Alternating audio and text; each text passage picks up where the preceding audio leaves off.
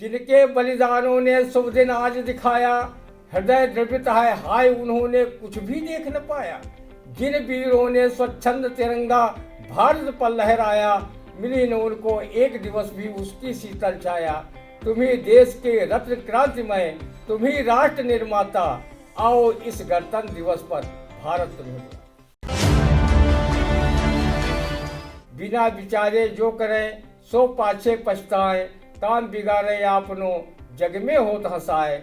जग में होत हंसाए चित्त भर चैन न पावे, खान पान सम्मान राग रंग मन न भावे।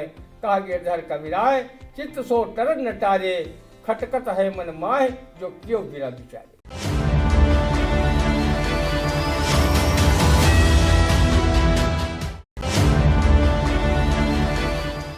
नमस्कार, मैं हूं उदय चौहान और हमारे साथ मौजूद हैं वरिष्ठ पत्रकार कवि एवं रंगकर्मी ज्ञान प्रकाश सिंह प्रतीक। हम एक बार फिर हाजिर हैं आई इंडिया का खास साप्ताहिक प्रोग्राम रंदा लेकर। रंदा हमारा एक ऐसा किरदार है जो जिले से लेकर देश दुनिया तक के तमाम घटनाक्रमों पर अपनी एक व्यंग्यात्मक शैली में टिप्पणी करता है। तो आज के कार्यक्रम की हम शुरुआत करते हैं सीतापुर की एक ताज़ा तरीन खबर से जो पिछले हफ्ते काफ़ी चर्चा में रही।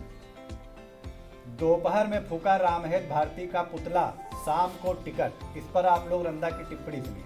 पुतला दहन से जब इतना बड़ा फायदा था तो सपाइयों ने रामहेत की जगह रंदा का पुतला क्यों नहीं फूका? वो भी टिकट पा जाता और चुनाव में अपनी किस्मत नोटा की तरह चमकाता। रंदा भी चुनाव जंग में हिस्सा लेता और वोटरों से अल्लाह के नाम पर, मौला के नाम पर व लोकतंत्र के नाम पर वोट मांगता। 2-4 मतदाता उसे वोट देकर जमानत जब्त करवाने का सुख नसीब करवाते, लेकिन पूर्व मंत्री रामहेत भारती जैसी किस्मत रंदा की कहाँ कि बसपा से भाजपा और भाजपा से सपा में केचुल बदलकर आने वाले श्री भारती को टिकट नसीब हो गया और रंदा सरी के बदनसीब प्रत्याशी टिकट का ढोल पीटते ही रह गए।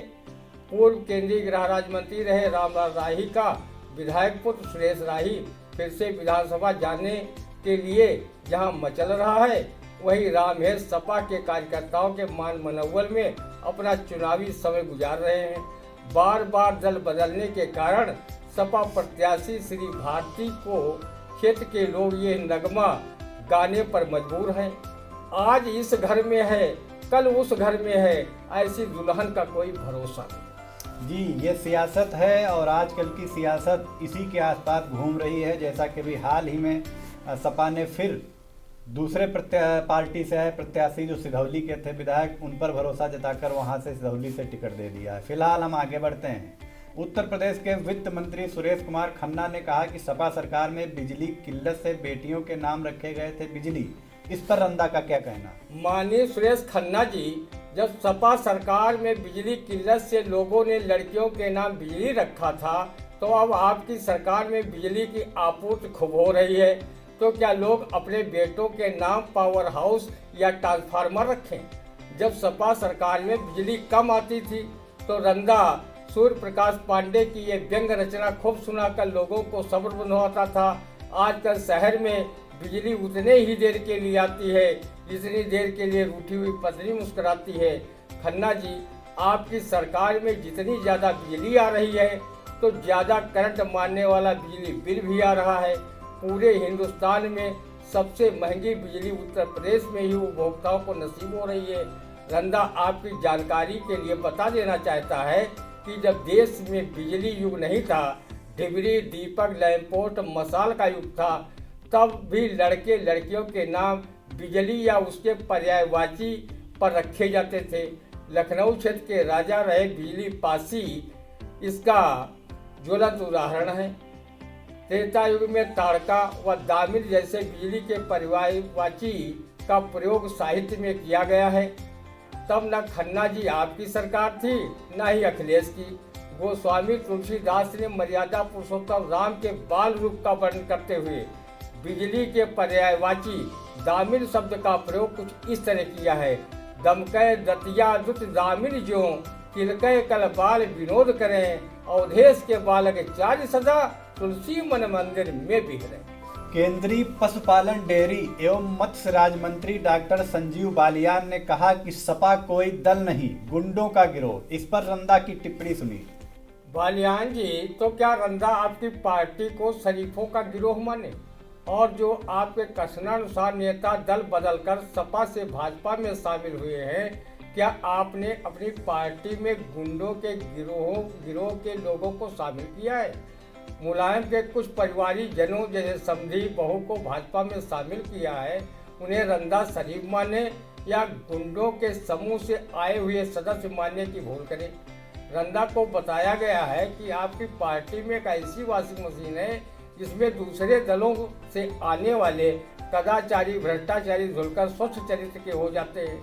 अगर आपकी जगह कोई ये बात ऐरा गैरा नत्थु खैरा कहता तो रंदा उन्हें ये पंक्तियां सुनाकर चुप करा देता। एक गुंडे को गुंडा कहना ये तुम्हारी औकात है? गुंडे बदमाशों के दम पर तो थाना तैनात है। अब यही सफेद पोश गुंडे ही कानून बनाते हैं जिनके इशारे पर पुलिस वाले तक लुढ़क जाते हैं। जी बिल्कुल, रंदा की ये सकारात्मक टिप्पणी। इन दिनों चूंकि सियासी सरगर्मियां तेज हैं और जो पार्टी नेता एक दूसरे पर कटाक्ष कर रहे हैं, उनमें जो जिस तरीके से भाषा शैली प्रयोग की जा रही है, कहीं न कहीं वो एक चिंतनीय विषय है। फिलहाल हम आगे बढ़ते हैं। स्वामी प्रसाद मौर्य की सांसद बेटी संघमित्रा मौर्य ने कहा कि प्रधानमंत्री निकाल रहे हैं पिछड़ों की समस्या का समाधान। इस पे रंदा का क्या कहना है? सांसद संघमित्रा जी, पीएम मोदी उन समस्याओं का भी समाधान निकाल लेते हैं जिन समस्याओं का अभी तक जनमानस में जन्म ही तक नहीं हुआ। वो हर देशवासी की समस्या हल करते रहते हैं ताकि चुनावों में पीएम को लोग समस्या न माने और उन्हें विजय श्री दिलाते रहें। पर आपके पिता स्वामी प्रसाद की समस्या का समाधान इसलिए नहीं निकाल पाए क्योंकि वो 5 साल तक जान ही नहीं पाए कि आपके पिता कैबिनेट मंत्री हैं या आपके पिता के ही कथनानुसार अपने को न्योला बताया था वो न्योला है। जिस पार्टी में हो उसके मां संगठन को नाग व भाजपा को सांप कहा था। अब इस सपा के न्योले को पटखनी देने के लिए कांग्रेस से लेकर आए आरपीएस को मोर्चे पर लगा दिया है। अब चुनाव में सिंह जीतता है या न्योला, देखने वाली बात होगी। लेकिन एक बात तो तय है, चाहे न्योला पटका जाए या सिंह, भाजपा नाग और सांप के रूप में बची रहेगी। और अगर ऐसा न होता तो रंदा नाग पंचमी के दिन आखिर दूध किसको पिलाता और किसकी पूजा करता? जी, हमारी अगली खबर है, धूमधाम के साथ मनाया गया गणतंत्र दिवस। इस पर रंदा की टिप्पणी आप सुनिए। देशवासियों की तरह रंदा ने भी धूमधाम के साथ गणतंत्र दिवस मनाया। शुगर होने के बावजूद ठूस ठूस का लड्डू खाए तथा आज़ादी के लिए शहीद होने वाले ज्ञात अज्ञात स्वाधीनता सेनानियों को याद किया और संकल्प लिया कि हम लोग गण को तंत्र से कभी अलग नहीं होने देंगे।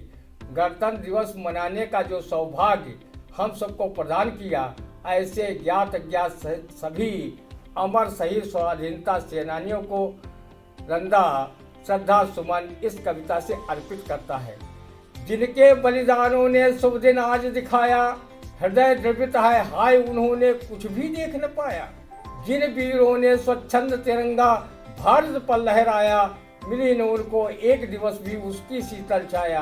तुम्ही देश के रत्न क्रांतिमय, तुम्ही राष्ट्र निर्माता, आओ इस गणतंत्र दिवस पर भारत तुम्हें बुलाए। जी, भाजपा छोड़े सपाई हुए राकेश राठौर का टिकट कटा। पूर्व विधायक राधेश्याम जायसवाल बने सपा प्रत्याशी, ये सदर सीट का हाल है। इस पर रंदा की टिप्पणी सुनिए आप। विधायक राकेश राठौर के लिए रंदा बस ये कहावत ही कहकर उनके आंसू पोंछ सकता है कि न खुदा ही मिला न विशाले सनम। रंदा ने पहले ही कहा था कि राधेश्याम जायसवाल सियासी अखाड़े के वो खिलाड़ी हैं जो बड़े बड़े सियासी पहलवानों को धोबी पछाड़ दांव से पटकनी लगा देते हैं। जब उन्होंने अपने सियासी गुरु पूर्व वित्त राज्य मंत्री रहे राजेंद्र गुप्त को चुनाव में पटकनी देकर स्वयं विधायक बन गए थे, तभी राकेश राठौर को जान लेना चाहिए था कि सामने वाला कमजोर नहीं है। पार्टी हाईकमान जान गया होगा कि जो व्यक्ति जिस डाल पर बैठा है, जब उसको ही वो काट सकता है तो मेरी हरी भरी डाली को काटने में क्या देर करेगा। इसीलिए सियासत में कभी बिना विचार करके कदम नहीं रखना चाहिए।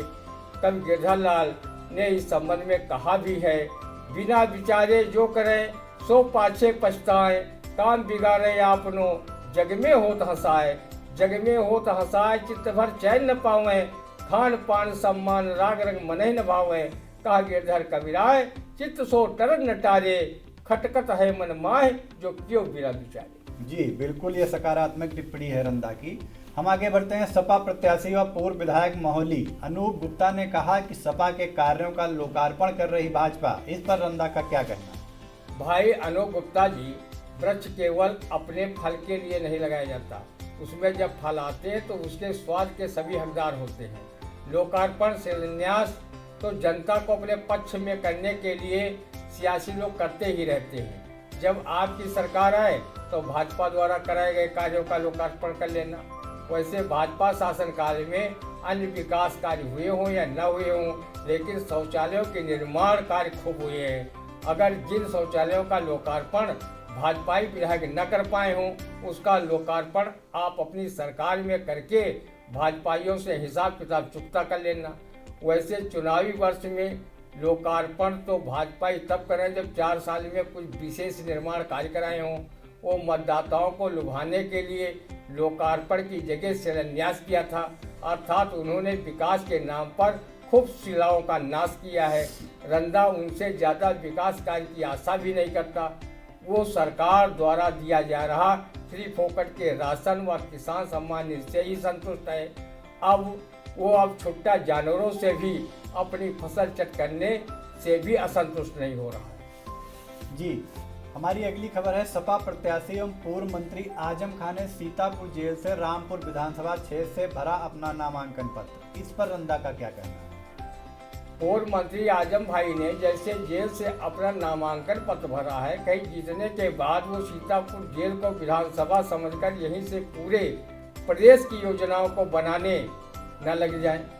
रंदा ने तब से अपने को हल्का महसूस किया है जब से पता चला है कि उनकी अभी जल्द जमानत नहीं हो रही है। रंदा को भय था कहीं आजम भाई बाहर निकलें और रंदा की बकरियों और मुर्गियों की चोरी न कर लें, क्योंकि ऐसे इल्जाम में वो सीतापुर की जेल यात्रा में हैं।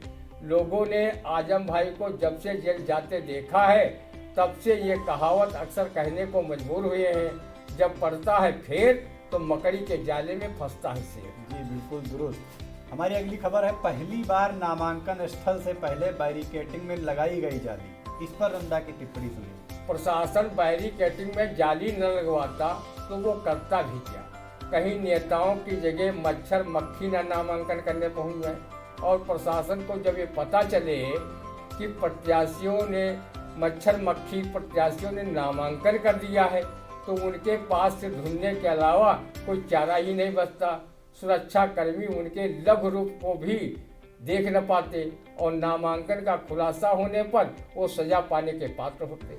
जी, हमारी अगली खबर है। चुनावी चौपाल में मतदाताओं ने कहा कि विकास के नाम पर करेंगे वोट, इस पर रंदा का क्या कहना है? विकास के नाम पर वोट करना, लेकिन बिकड़ू वाले विकास के नाम पर मत करना, क्योंकि योगी जी ने विकास को ऊपर विकास करने के लिए भिजवा दिया है।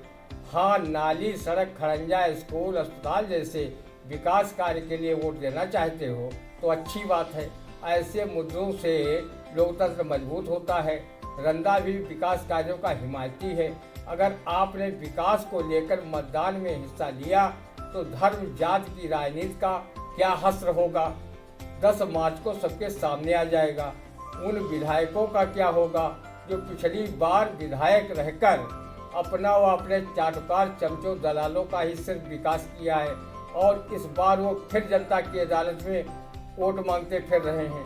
5 साल तक जन समस्याओं पर ध्यान न देकर जनता को 8-8 आंसू रुलाने वाले नेताजी को मतदान के समय मतदाता रुलाएंगे और जैसी करनी वैसी भरनी का संदेश देंगे। जी बिल्कुल दुरुस्त बात है। तो ये था हमारा साप्ताहिक प्रोग्राम रंदा। हम अगले सप्ताह इसी प्रोग्राम में आपके सामने फिर हाजिर होंगे। दर्शकों से अनुरोध है कि कमेंट बॉक्स में अपनी प्रतिक्रियाएं अवश्य दें। तब तक के लिए हमें दीजिए इजाज़त। नमस्कार।